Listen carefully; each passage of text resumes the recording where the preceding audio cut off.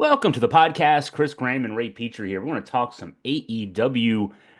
We're here on Friday as we're recording, and we're 24 hours plus away from the start of Full Gear, the Full Gear pay-per-view Saturday night. And Ray, I'm going to start this out asking which match on this card, 9 matches now, plus one pre-show match, which match on this card are you looking most forward to? Well, that's a great question. Um, you know, before the main event of Wednesday night show, I don't think I would have said Cassidy versus Moxley, but I think it's the main event. Okay. So Um, what was it about what was it about that got you excited about it? Because I've been like you, I've been on the fence about there are other matches on the show that I'm looking forward to, but I wasn't looking forward to that one, but I think I am too. But what was it that got your attention?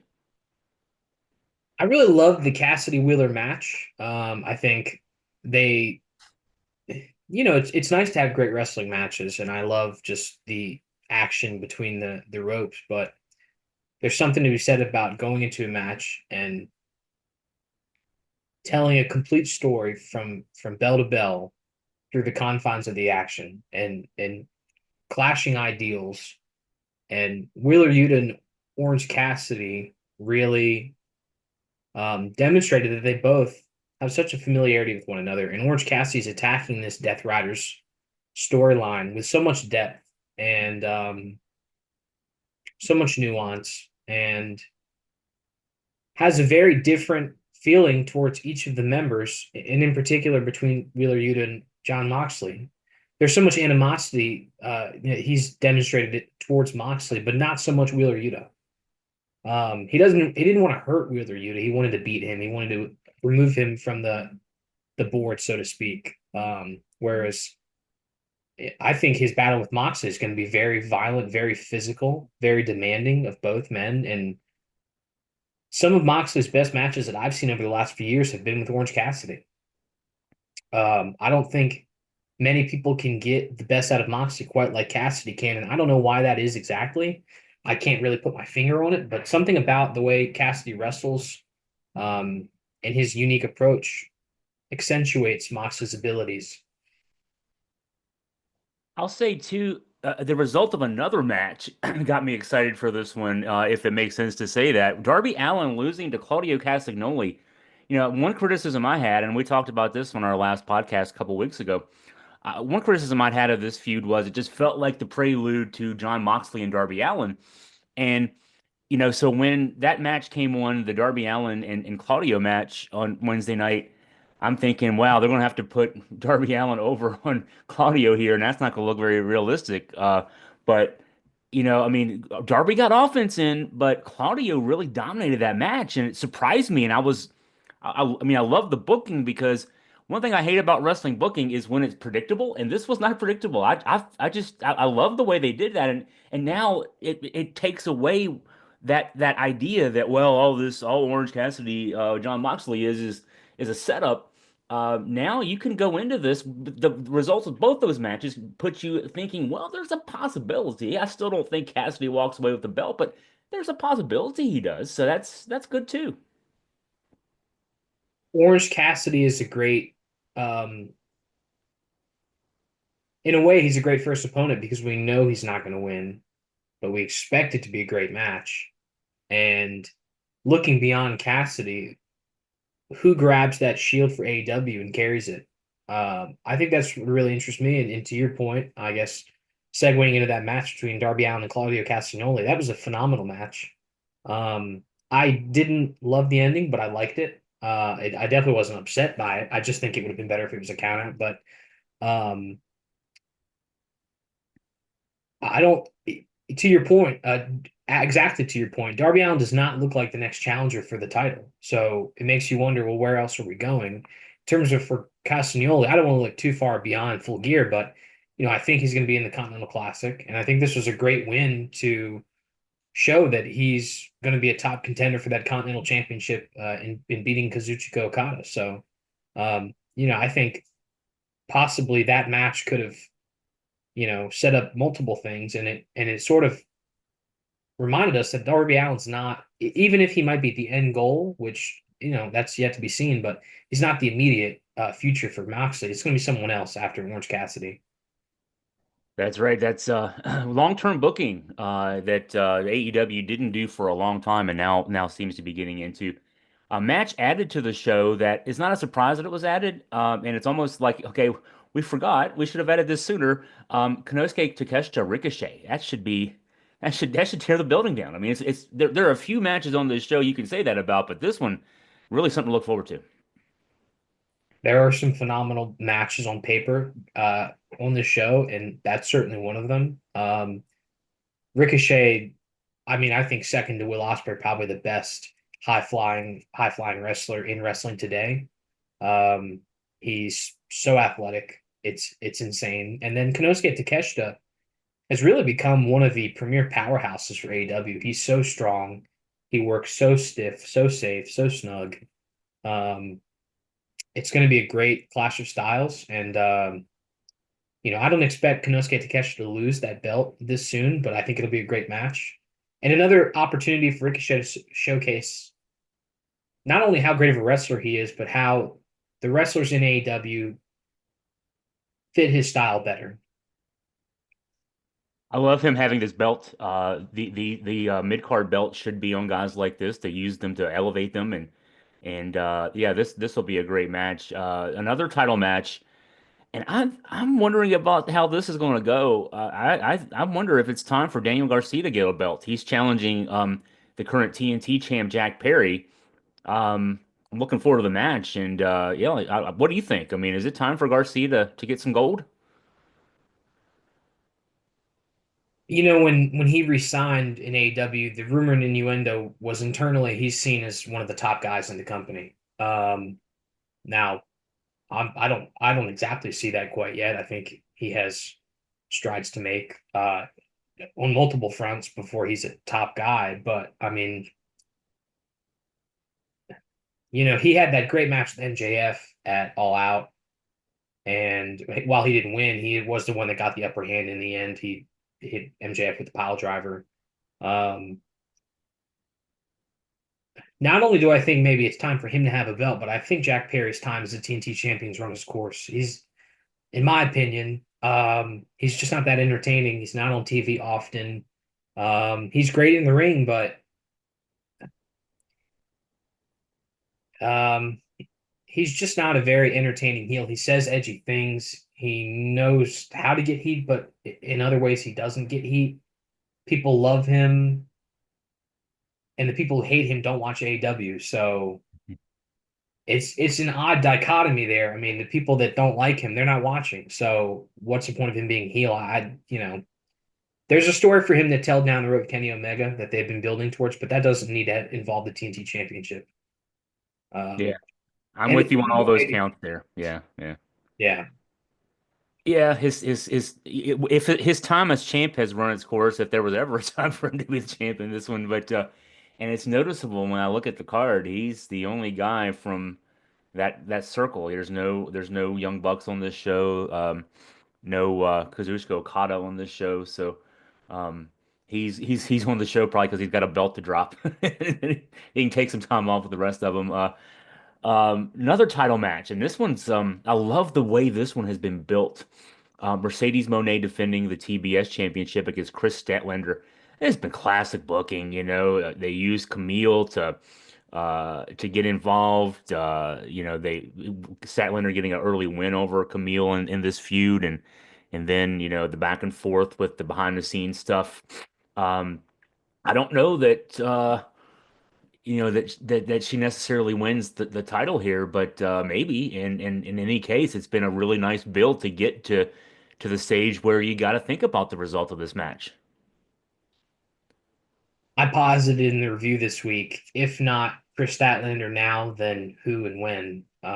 Because she's as popular, despite the fact that she was just a heel facing Willow Nightingale. She's almost as popular as any woman on this roster.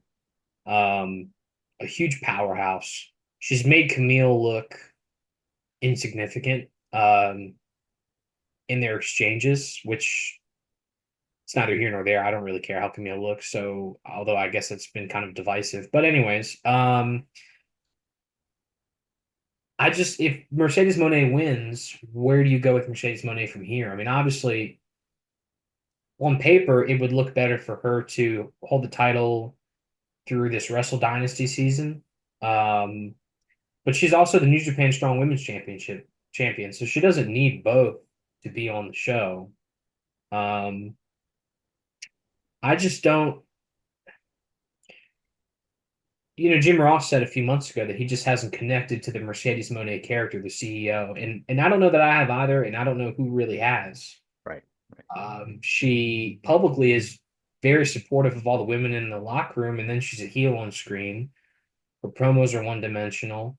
It's almost like she's impersonating Sasha Banks, mixed in with Hollywood Hulk Hogan and a lot of influences. And I just don't know if it's working so well for her. So maybe it's time she loses this title and goes away for a little bit. Yeah. And she defends her title on the New Japan side as opposed to representing AEW almost. She needs to go away for a little bit and maybe flesh out the story of Camille and try again later on as a different character. Yeah, the old saying that Jim Cornette likes to say, go somewhere and learn a new hold and come back and Yeah. uh and we can't miss you if you don't go away. Let her take some time off and repackage. It's worked for, worked for MJF, it worked for Adam Cole.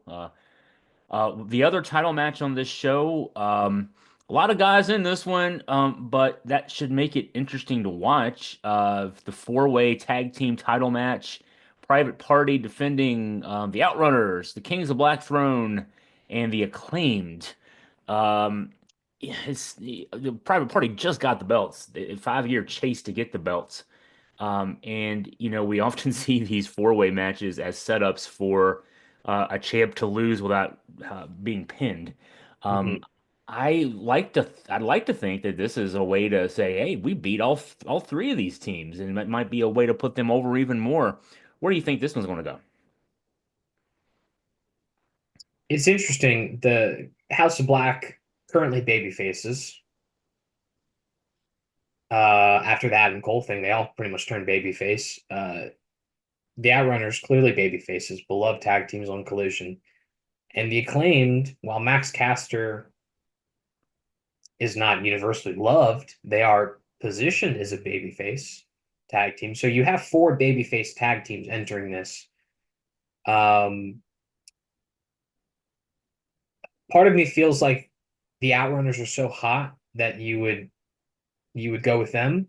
Um,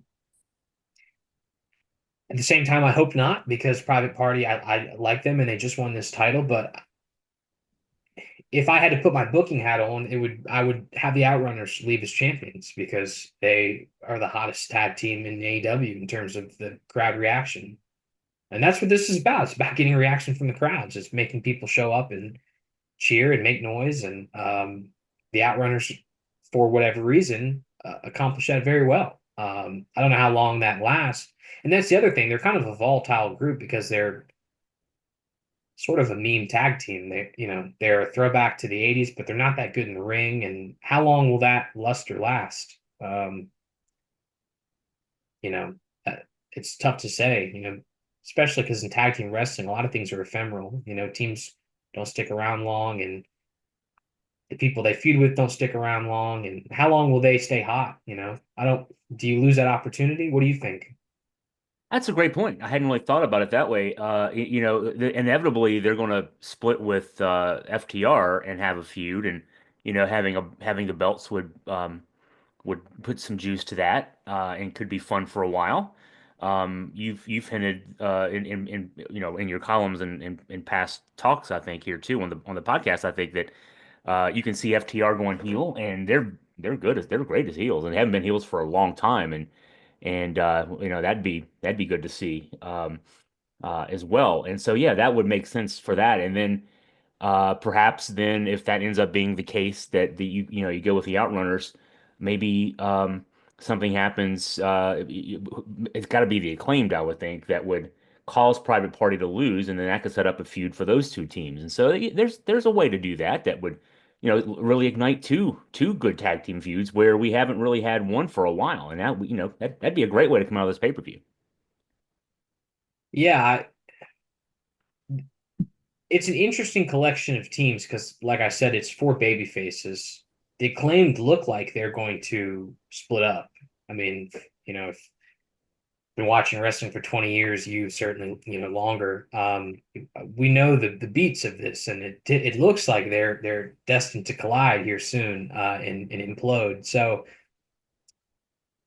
does a feud with Private Party initiate that? There and maybe this is I say it's a slight to the teams they've chosen, but maybe it's to Tony Khan's credit. There's a bit of unpredictability here. And that's good. Like we're discussing the finish, like it's not an obvious thing, and that's a good thing, I guess.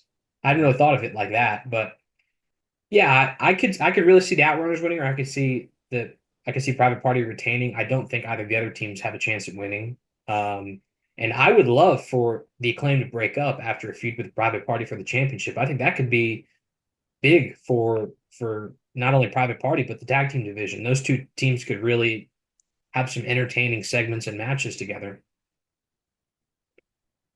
So we have three other matches that are sort of just of the, well, not just of the um, rivalry variety. I mean, and now MJF versus Roderick Strong is the least of the three in the sense that it's not really MJF Roddy Strong as the rivalry. It's Roddy Strong as a proxy for Adam Cole, but um, the booking there was interesting. It looked like we were headed towards a three-way match with MJF, Roderick Strong, and Adam Cole, and then Cole lost and didn't qualify for this one as a result.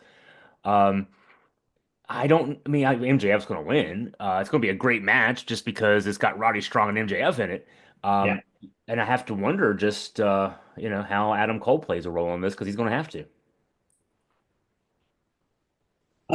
It'll be a great match because they're both really great wrestlers, really great workers, who wrestle a very reserved, classic, um, meaningful style. I don't think MJF has shared the ring with Roderick Strong yet, so that'll be special. I'm happy in a way that they swerved from Adam Cole and MJF, and they made it a little bit less predictable, although the finish is still easy to anticipate. But this means that this is going to go into a World's End in all likelihood, and hopefully not too much longer than that. Um, I have on one hand, I think to myself, well, Adam Cole's probably going to distract Roderick Strong in some way. And then the other hand, I think MJF does not need help to beat someone like Roderick Strong. He's a former world champion. I think this is most certainly going to end with Roderick Strong having his neck broken and him wearing that neck brace again because people love that gimmick for whatever reason. I think he's going to have his neck broken. It's going to spur Adam Cole to go to a deeper, darker place to beat MJF. Um, at World's End, tying all this together in sort of a symmetrical way. MJF lost the title last year at World's End. Now he's going to face Adam Cole in the what was intended probably to be the original ending to this feud. I'm not thrilled about. I don't love this feud. I don't know why this match is on a pay-per-view when the Women's World Championship is not. This definitely seems like a Dynamite main. Actually, I don't even. This doesn't even really seem like a Dynamite main event. I've seen better matches in the middle of an episode of Dynamite than this. So I don't really understand why this is on a pay-per-view, other than the story dictated it. But yeah, hopefully it's short. Hopefully it doesn't take up too much of the pay-per-view. But I don't think it's going to end with Roderick Strong. It'll be the curtain jerker. MJF he doesn't want to be there too Yeah. late, so he'll be there from 8 to 8:20, and he gets to go home. Um, these next two matches, the last two we'll talk about here, are matches that involve guys who are soon to be in the world title picture. I say soon. I mean, I just assume because they're all world title guys. Jay White, Hangman Adam Page. Man, this is going to be a technical pro wrestling masterpiece. I just assume with these two guys in it. I've joined the Blue Sky community in lieu of Twitter, and very fond of wrestling on Blue Sky. It's quite the interesting wrestling community over there. And Hangman Page has created a Blue Sky account. He's not on Twitter anymore, and he tweets on Blue Sky about plants and things like that. And it's odd because he's supposed to be a cold-blooded killer. But people love Hangman Page. I'm reminded by how much people love Hangman Page on this Blue Sky app. People rave about. I mean, he's still the protagonist of AEW. And in my own echo chamber, I've kind of feel like we've moved away from Hangman Page since he lost the title, and he's had feuds here and there. And obviously, the feud with Swerve was lasted over a year, but it was fantastic. And um, for some reason in my mind, I feel like I've forgotten how beloved Hangman Page is and was. Um, and I he lost at Wrestle Dream to Jay White in a match I really enjoyed. I thought they worked over his leg well, and it was a good story told. I don't see him losing again to Jay White, two straight matches. Um, I think part of me wonders. I think when they booked the show in Australia, they expected Jay White to be kind of a central force of that show because he's from that part of the world. But then Tony Khan realized people in Australia don't like New Zealanders just because they're from the same side of the Pacific Ocean. That does not mean they're all cool with each other. And the Australians don't like Jay White. Shocker. So I don't know if that's a wise decision. I don't know. I just think Hangman's going to win this and may go down the line and face Moxley because they have history, and Hangman Page is as nasty of a person as Moxley has been portrayed as being. They're both very violent guys, and I think that would be a great pay-per-view main event. So I think Hangman's going to take this. Swerve Strickland, Bobby Lashley. This so when I asked you earlier the match you're looking most forward to, this is the one I'm looking most forward to. I don't know that it's going to be a technical masterpiece or anything like that, but uh, in terms of it being potentially just a good wrestling war type match, I'm really looking forward to seeing this one. And it's more for the personalities probably than the wrestling. I mean, Swerve's a great wrestler. Bobby Lashley is a good big guy. Yeah. Um, and again, just the story that can be told here from a barbarism standpoint, if nothing else, is what I'm looking forward to. What are your thoughts on this one?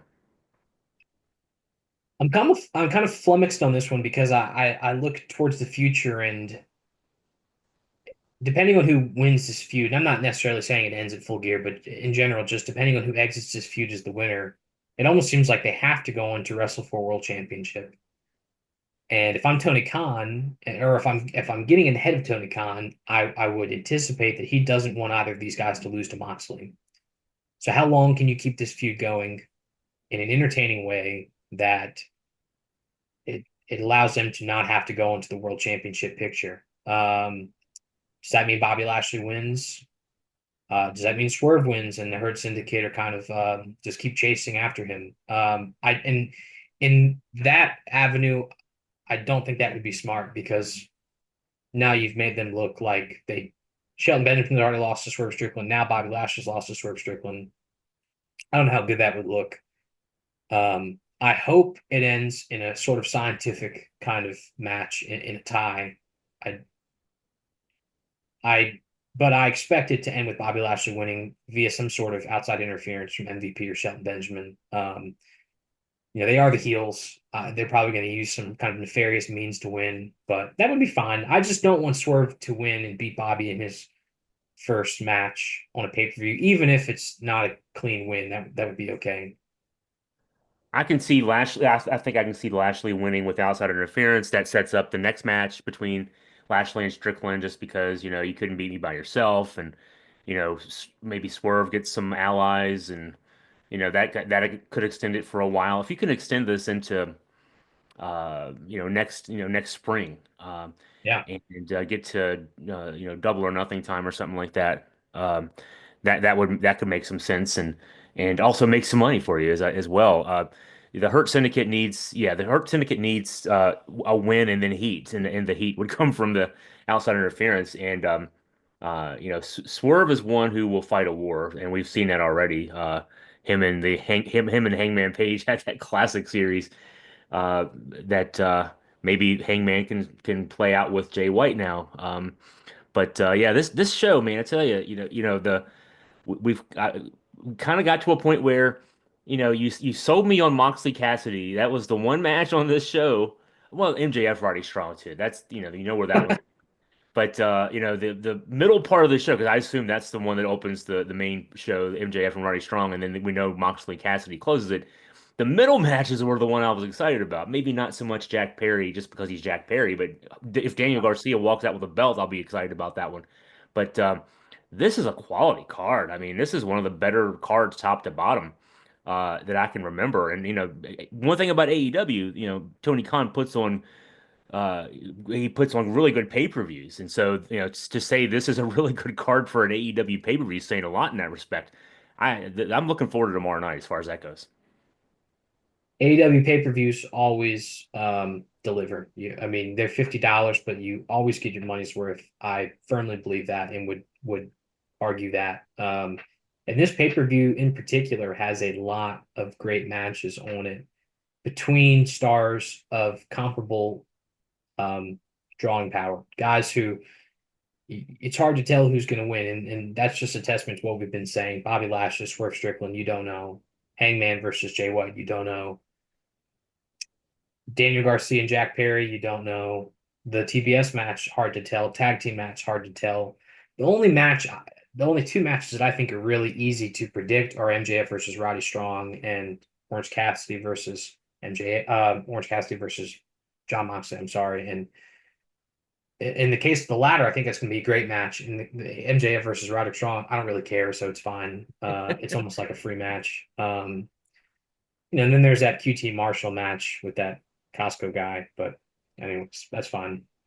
Yeah, None and of at that's least on the that's not on the pre-show. main card. That's at least Oh, on the 0 hour, right? So we don't have to worry about that if we don't want to. there you go. Um, And he's going to bring in, I mean, I assume, I don't know. It's funny. Somebody, a kid I watch wrestling with comes over, a neighborhood kid who watches our dogs for us, comes over and watches wrestling. And he said he's even too old. The kid's 21 years old. He's even too old to know who this guy is, and he's usually my touchstone for, okay, I don't know who this is. This is an yeah, internet famous person. You have to know who it is. No, no, no. It's a younger demographic than even me. Um, but I left out Kyle Fletcher, Will Ospreay. I just noticed too when we were oh, breaking down the show. That's a big one to leave out. yes. Um, you got Ospreay on the one side, you got Fletcher who's getting this push on the other. So I thought we were done, but we got to break this one down. Uh, I don't know if I like killing Fletcher's meteoric rise here. He's getting a push as a single, and if you have him go out and lose his first big singles match, that doesn't make sense. But then Will Ospreay is a guy you're building around too. So another one that I don't know how they do this. In my mind and in my heart, I feel like we're building towards the reunion of Aussie Open in time for Grand Slam. So how do we get there? How do we prolong this feud for another 3 months or 2.5 months?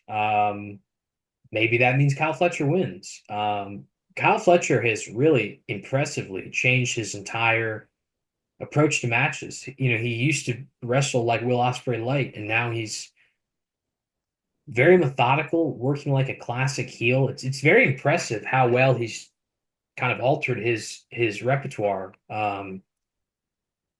which is a testament to his incredible ability and maybe even the mentorship of Don Callis, maybe. But anyways, I'm excited for this match, and I think if anyone knows how to counter Will Ospreay, it's Kyle Fletcher, and it's going to be exciting to watch. There's nothing wrong with Will Ospreay losing via outside interference in this matter against the Don Callis family. They have the personnel, um, and Will Ospreay is the kind of guy where he can lose and he can bounce back. He has that ability in spades, and from the looks of it, he's a long ways away from being in the world title picture again anyway. So it's fine if he loses and Yeah. works his way back to that point. So 9 matches on the main show, 7 of which are legitimate toss-ups. The couple that aren't, I could make an argument for, the guy that we think is going to win losing, and that's both the Moxley and MJF matches. I mean, I could make an argument that they could lose and there could be some legitimacy to it. So that's a good wrestling card. Too many wrestling shows you go into thinking you know who's going to win, and you don't get swerved that often usually when you do. So no, this is a good show. I'm looking forward to this. and we'll look forward to your review. You'll have a review for us this weekend after the show. So final thoughts, Ray, as we put the bow around this preview of Full Gear.